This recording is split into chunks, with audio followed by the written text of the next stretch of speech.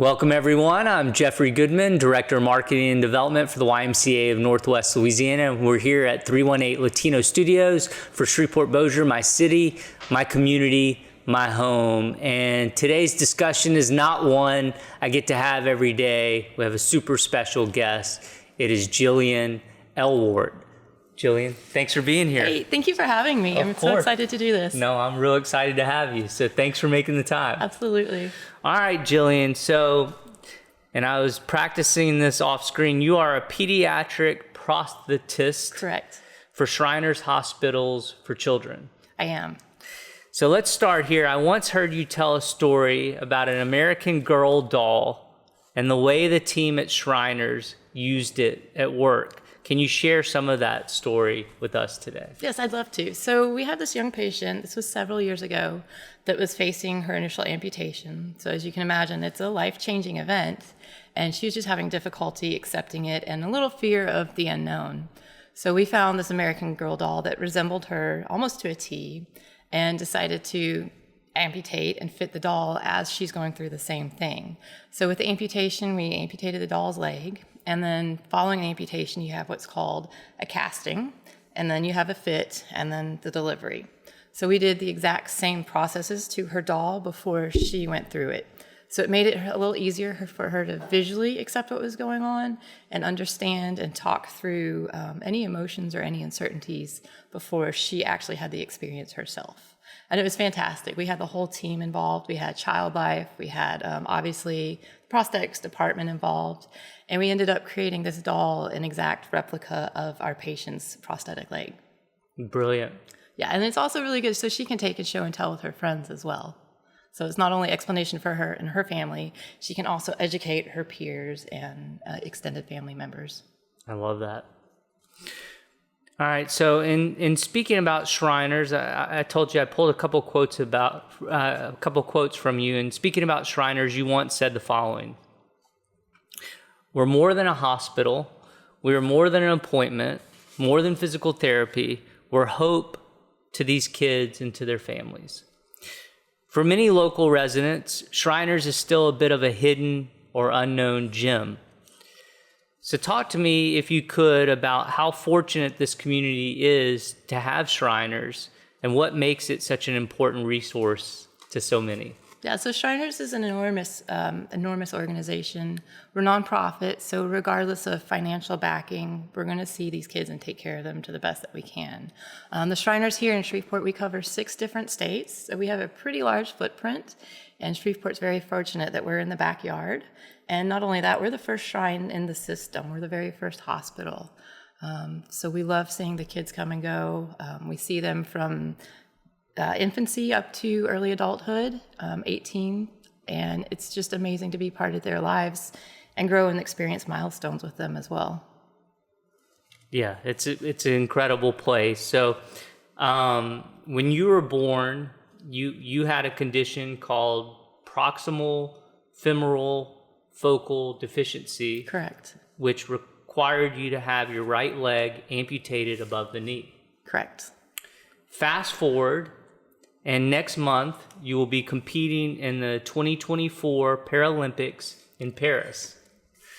So tell me some about your training regimen and how you're preparing for next month's competitions.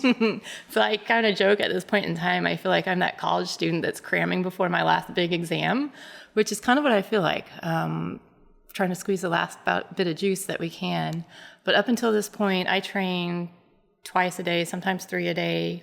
And my schedule is very unique in that I live and work in Shreveport, but I train in Little Rock, Arkansas, and Oklahoma City. So when I'm in Shreveport, I actually do a lot of weightlifting at the YMCA. And I take Miss Sherry's Pilates class. Love her. She's been fantastic, and she's a huge supporter of me as well. But usually I'll do a water session on Monday. Monday afternoons are travel. Tuesdays I work, so that's an off day. Wednesday morning is usually an erg workout. Wednesday night is Pilates and weights. Thursdays is off, and then Friday, Saturday, Sunday I do twice a day on water.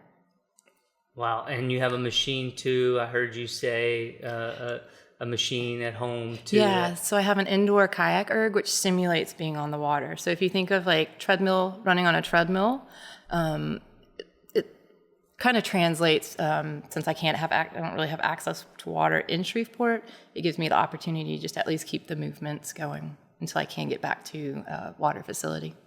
Okay, so tell me, because I haven't told anyone about it yet, tell me about the exact events you'll be competing in so that we can watch and pull for you. Yeah, so I'm competing September 6th and potentially the 7th. So September 6th are our heats, and then September 7th are the semifinals and finals, which I'm fully expecting to advance through to finals. So I compete in what's called a 200-meter va'a sprint. So a va'a is a Tahitian canoe. It's a long canoe, and then it has an outrigger, and it's paddled on one side. So it's start to finish very intense and should finish in under a minute. Wow. So, and that's the one event you're... Mm-hmm. Okay. Yeah, I am exclusive to va'a at this point. I started in kayak, and then I transitioned to kayak canoe, and then now I'm just va'a canoe. And spell that. VA''A. And what does that stand for? Do you know? I have no idea. Okay, sorry.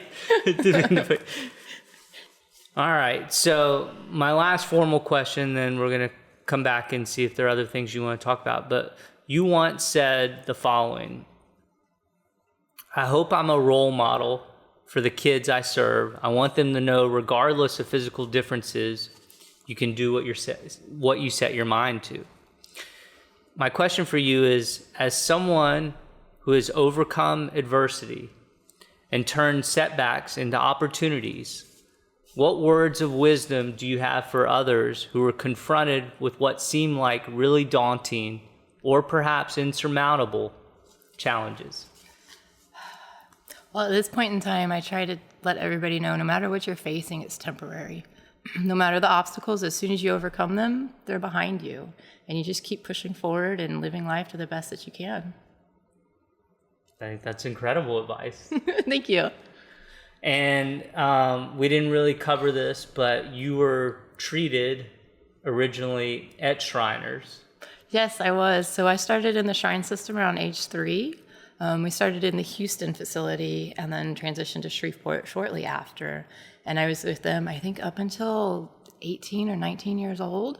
And then upon entering college, I ended up having a daughter. So I kind of shifted gears. I received my bachelor's in anthropology and then decided to go into prosthetics once I had my daughter. And I was actually fortunate enough to do my residencies through the Shriner as well.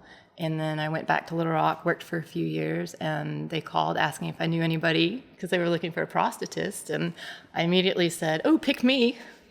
And here we are 8 years later working at the same facility that I grew up in. It's amazing. How unique or unusual is that story? Like, how many people working at Shriners were once treated at Shriners or patients in the Shriners? I would say it's actually really common. Throughout the Shrine system, there have been several patients that have gone through and now employed by them. And I think it's just the environment that you look for, because working in other environments and other clinics, it's not the same. There's not the level of care. There's not the level of communication between the employees. I mean, we're all there to take care of the children, and it shows. You can tell. Yeah. Well, those were my set questions. Are there things? I mean, I know there's a lot I could cover with you. Are there things I didn't talk about either with the upcoming Paralympics or with Shriners or just with the Shreveport-Bossier community that you'd like to talk about or share? We have all the time in the all world. the time, so. Yes. So the Shreveport community has been fantastic. I received an outpouring of support via social media, through work, through the community at the YMCA, and I'm forever grateful for that, and I can't wait to hear you guys cheering from me all the way from France. We will be on September 5th and 6th. 6th and 7th. 6th and 7th, yes. And it'll be televised, is that? It'll be on Peacock. Okay, just like just everyone who's tuned in, like myself right now, just continue on with Peacock. Yeah, keep on keeping. The Paralympics are really exciting. So little unknown fact, para actually stands for parallel. So it's our version of the Olympics. I never knew that. Yeah, I didn't either until recently. Equally as exciting, equally as competitive. There might be some new sports that you're not familiar with that are just as fun to watch, and there's amazing athletes out there. So, how many people are competing in your event, and do you know that? So as far as the United States, there's myself and a gentleman named Blake. He does the canoe for the male. We're the two that qualify to represent the United States. On the global scale, I'm not sure how many. I believe there's 3 heats in my division, which means potentially up to 24 athletes. Okay. And how many people, do you know how many people get to semis from the heat, and how many? If I sat down and did the math, I would. I'm just worried about that first, second, and third place. So a good time for you is 50? We're going for 57 seconds. Okay. And you have a coach, right? I do. My coach is in Oklahoma City, and as soon as I finish up here, I'm going to run home, throw a suitcase together, and head that way. Wow. And is your coach going to be able to? Yeah, so she's going, and we found out about a week and a half ago that she got the title of assistant coach for our team. So she's got full credentials. She'll be able to go into the venue and help me get on and off the water, and It's amazing. yeah, continue to support. And your daughter's going to be there? Yes, my daughter's going. Yeah, she wouldn't miss this for the world. And she's been with me since day one on this adventure. So it's nice to finally see the end result and have her be a part of it. Well, I've never met a Paralympian. I've never had a Paralympian on this podcast, and I feel really honored to have you here. Is there anything else you want to tell people or share? If not, no pressure. I think that wraps it up really well. Well, Jillian, I can't wait to follow along. I can't wait to pull for you, and we're fully behind you and so proud of you, and go get them. Thank you. I will.